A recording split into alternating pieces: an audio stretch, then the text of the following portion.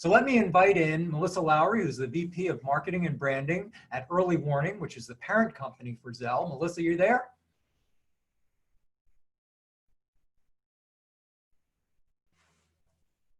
I'm sure she is. I see her out there somewhere.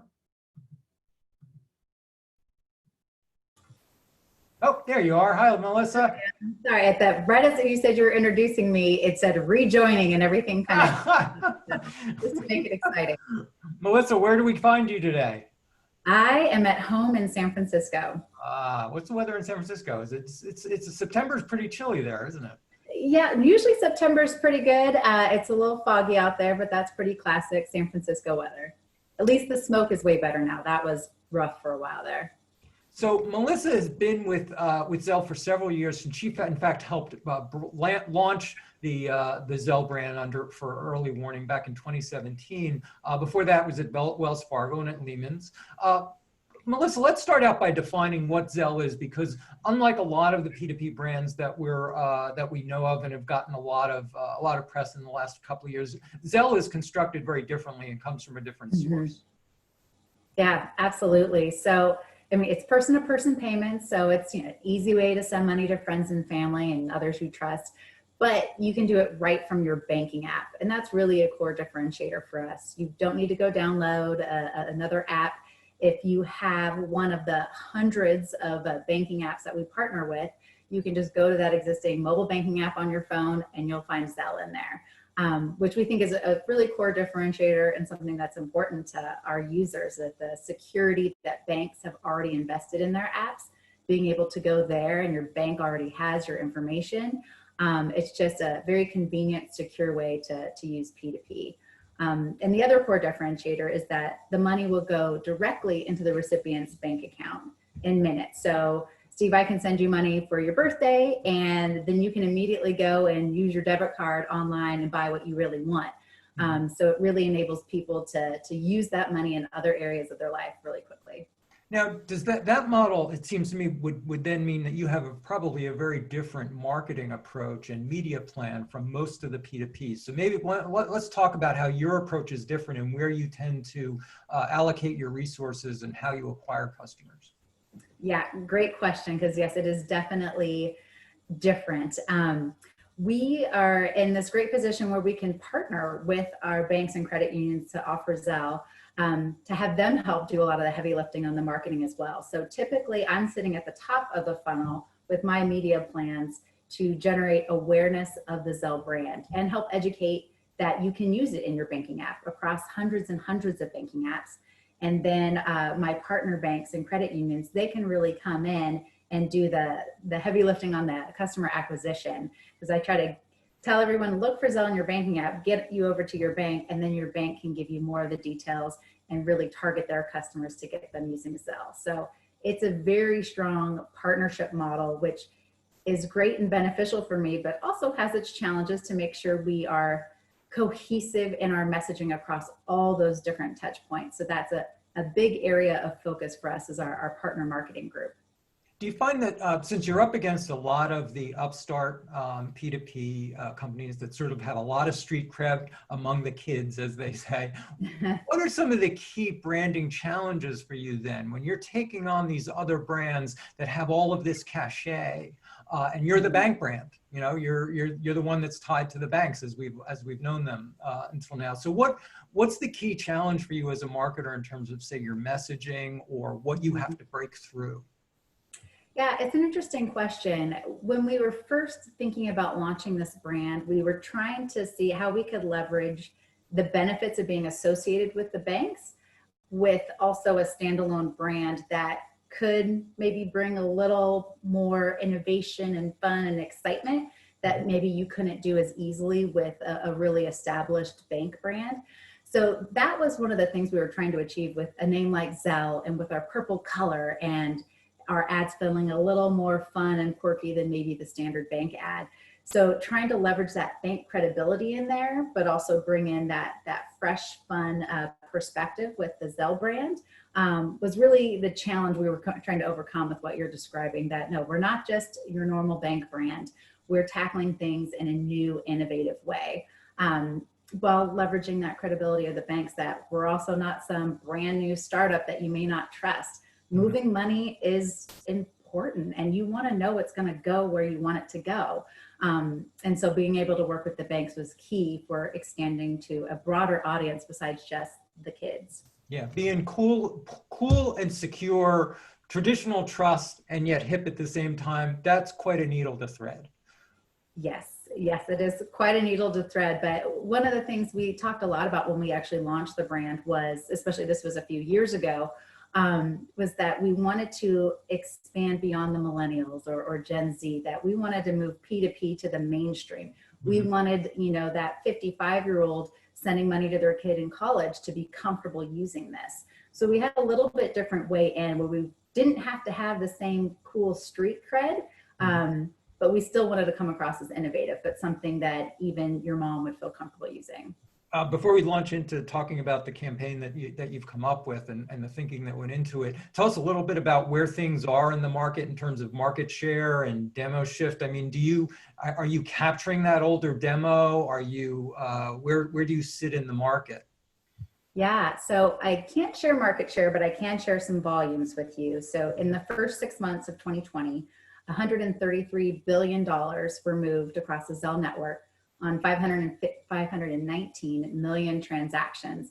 And that's like a 60% year over year growth on both of those. So we're still rapidly growing.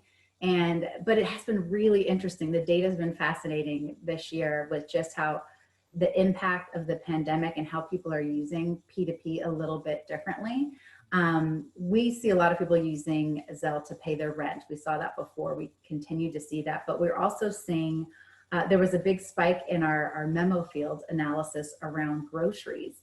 And as people were not going out as much and splitting, the restaurant bill or the bar tab, but staying home and splitting groceries with roommates or buying groceries for a neighbor down the street, that one really spiked for a couple of months there in the memo field. So it's been an interesting shift that P2P usage is growing. There's such an increased need for this across demographics because people have been socially distanced.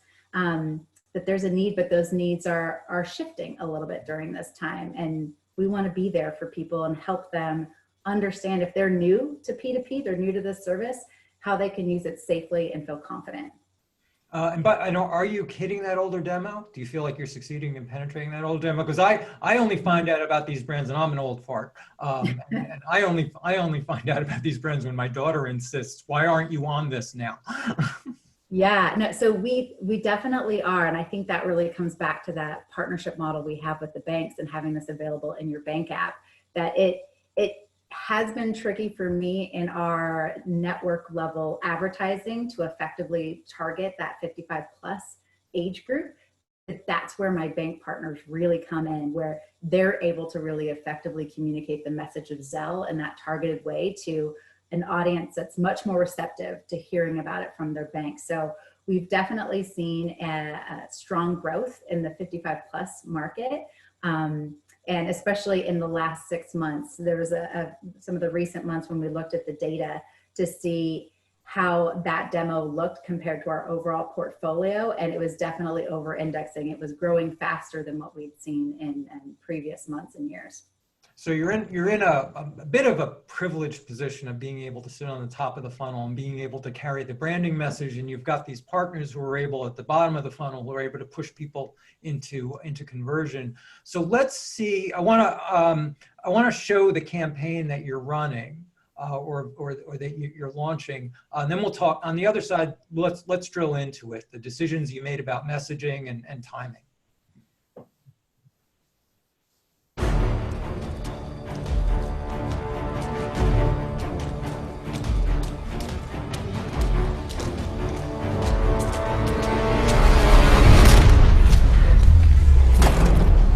Payback time. Here's the $25 I owe you for lunch, Gavin. Thanks, Sharon. Payback? And here's the $30 I owe you for dog sitting, Daniel. Anytime. Your mobile number ends in 5057, right? 5058. Glad I checked.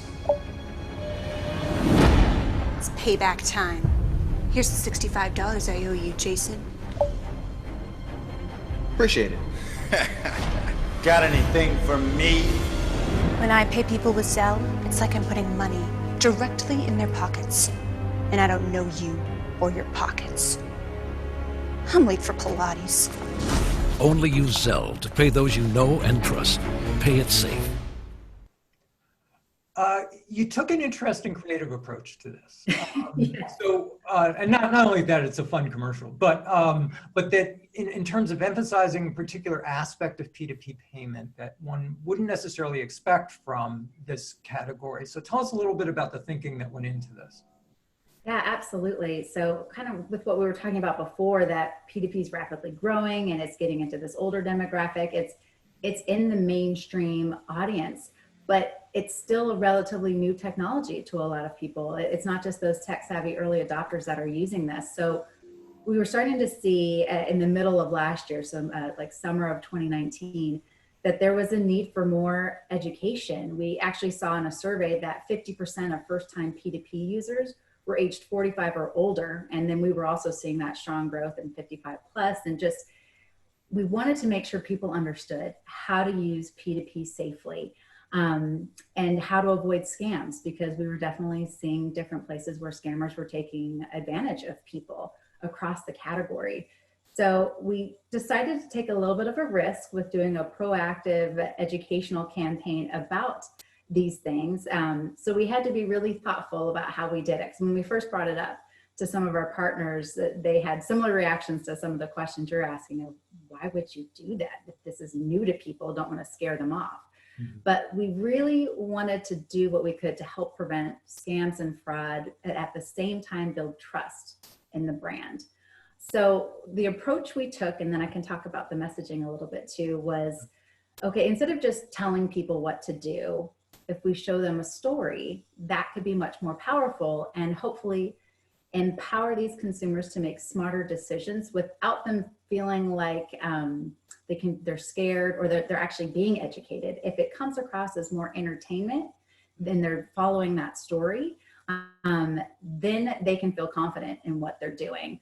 So we wanted to take this storytelling approach using familiar kind of TV and movie genres, so that people would get kind of pulled into a storyline thinking they're going to learn about or hear about something else. And then we slip in that payment messaging. So it definitely was a different way to do education, but we really thought that was how we could thread that needle of communicating these important messages around only use Zelle to pay people you know and trust, but without making you feel scared or anxious. Instead, we wanted you to feel confident and empowered. And threading an interesting needle, I think. So tell us about by the way, what was the timing on this campaign? Is it currently running?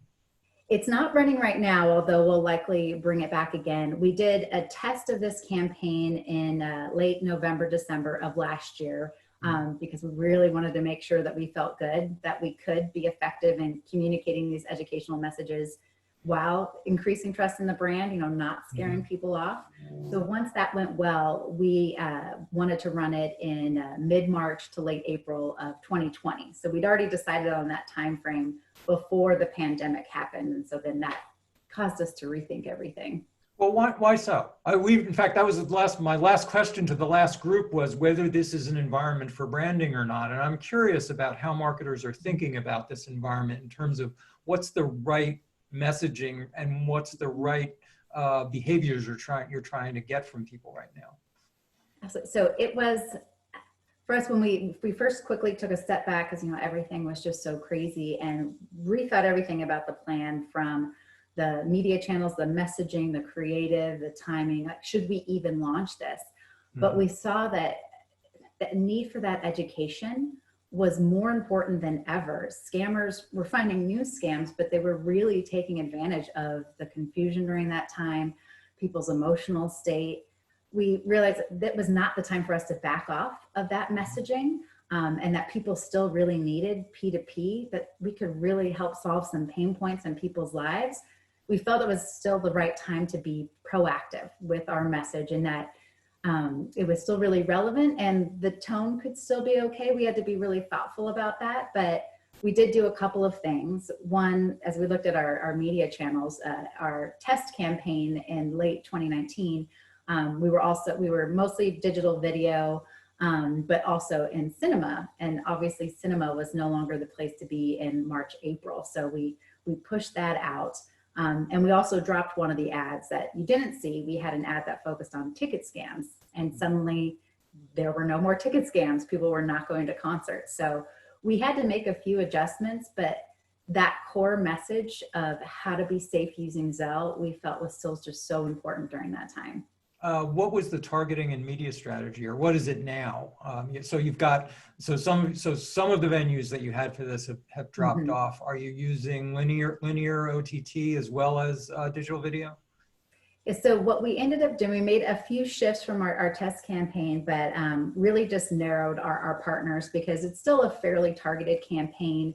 When we're looking at who we're targeting, it's been primarily 18 to 34-year-olds, and layering in from kind of a new to banking perspective, where we could, with the data, see that they'd recently opened a bank account, and leaving that older demographic that we actually did target in our test campaign, leaving that to our bank partners to really target. We thought they would continue to be most effective with that. So with the media strategy, we really, because it's entertaining storytelling, we wanted to be in places where people were looking to be entertained. So we were partnered with Hulu, and also we were in social channels, originally Snapchat, and I can share a little bit about why that ultimately didn't work out for us in this campaign versus other times it's been really useful for us, but did some content sponsorships with Twitter, around things people were still really interested in learning more about, food and travel, and then they'd get, this entertaining message. So really nothing linear. It was just that Hulu and social, and had to push out cinema. That's interesting. Doing a campaign like this, which is nuanced, that has a lot of subtlety to it, you chose context mattered for you, as opposed to simply doing sort of the performance marketing approach, using a very data-driven, target-oriented approach. Just put it where your audience is. You really are putting an emphasis here, because of the nature of the creative, on the context in which it's being seen. Absolutely, yeah, that's a great way of putting it. We're very focused on that context of why were people going to those channels, to make sure that our entertainment aligned with their mindset. But then also, and this gets into kind of the Snapchat story, also we learned that 15-second videos, because we were testing out a new ad product on Snapchat during our test campaign of doing a 15-second video there. But 15 seconds wasn't long enough to educate people or introduce people into this concept the first time. 15 performed really well on our other channels where it could reinforce the educational message, but it is kind of complex. We had to tell this bigger story and weave the messaging in. So we needed a little more time in our videos to introduce that to people. So we had to also be thoughtful about the channels we picked and those tactics of where we could actually get people for 30 seconds that first time around. Interesting. What were the metrics for success on this? So the two key things that we were looking at were, do people feel like they understand how to use Zelle safely? And what was the impact on trust in the brand? So looking at those two things, we have a monthly brand study that we do with our target audience to track awareness and a variety of other metrics. And we added in some questions specific to this campaign to see what the impact was. And it worked. We saw that there was a significant increase in trust in the brand to those that recalled who were exposed to the ad versus not exposed to the ad. And that people who recalled seeing the ad actually had another significant increase in saying that, yes, I understand how to use Zelle safely. And it was really the combination of those two that determined success, because we didn't just want to communicate the educational message, but people are not feeling that they can trust the brand. This whole thing feels sketchy. We needed those two things to be both positive impacts. Was there any bottom line, improvement as well? Were you actually hearing from your partners that you were getting more signups that have a performance impact? It's hard to say exactly, because this was a pretty narrow campaign, and then there's just our partners are also marketing at the same time. So there wasn't necessarily an easy way to attribute this campaign to conversion on the bank sites, but our bank partners were very positive and supportive around this, and we saw a number of them actually downloaded assets that we created to support this safety messaging, and they were using it in their channels, especially as the pandemic started. Everyone was trying to get their COVID-19 communications out to customers, and they were regularly including information about Zelle in that. And we try to make that as easy as possible for them. So I think the combination of all those efforts did make an impact on the increase in enrollments that we've been seeing in this overall growth and usage lately. I want to signal to our audience again that we'd love to get your questions. So if you have a question, use your little hand raise icon, and Lisa will put you in line. What were there, other than bailing on Snap and realizing that Snap wasn't quite the venue for this, were there other course corrections that you made along the way? Were you getting data back from the campaign that moved your allocations in different ways? Yeah, there were a couple different things that we did. For our test campaign, we wanted to keep things just pretty set, so we got some stable data so we could determine what changes we'd want to make for the next round. And we did learn that with the ad you guys saw versus our ticket scam ad, that payback ad performed better in the test. So we did re-weight before we had to drop ticket scams entirely. We were going to re-weight to do more on payback in our next round. And we also saw that programmatic didn't do as well for us in the test campaign. So we ended up dropping that for our March-April campaign and focusing more on Hulu. So when the other thing actually I thought was pretty interesting, because as we talked about context matters, we had this hypothesis in the test campaign that because we're trying to tell this cinematic story, that screen size would matter, that we would rather be on a bigger screen and that would communicate more effectively. And so we were putting a little bit more towards connected TV versus mobile or desktop. But we saw that it actually didn't matter. It was more important that we were with the right partners and why people were coming to those channels versus whether they were, watching Hulu on their phone or on their big TV. So those were some interesting learnings for us. And interesting you mentioned that programmatic didn't do as well, because after all, that's a medium that's really about targeting, not context usually. So, I mean, it almost proves out your original thesis that this is a very context dependent campaign, and programmatic doesn't necessarily get you that. Yep, absolutely. And so, yeah, Hulu has definitely been like a shining star partner for us in this campaign. Let me see if Lisa, if we have any questions from the audience. Yeah, well, actually, just in terms of when you're talking about this context and what's been going on now, how much of it is, do you think, based on this uptick, based on the pandemic and what's been going on now in terms of, so as you're planning out into next year, will you continue with the same kind of media in terms of messaging and media mix as you have in this time? It's a great question. So one thing we've really learned, as I think we all have this year, is that planning for uncertainty is absolutely paramount. So we just have to be as flexible as possible because we don't know what's going to hit us next. But so as we're thinking about the rest of this year in 2021, we're taking a couple different approaches. One, we still love this educational campaign that we're doing, and we want to continue to evolve that and use that in the future. But that won't be the only way that we're reaching out to our customers. We'll have that going at certain points in time, and then we'll also have some other brand awareness building campaigns that we'll put out there that'll be focused more on our value props and differentiators. So we'll have a balance between those two.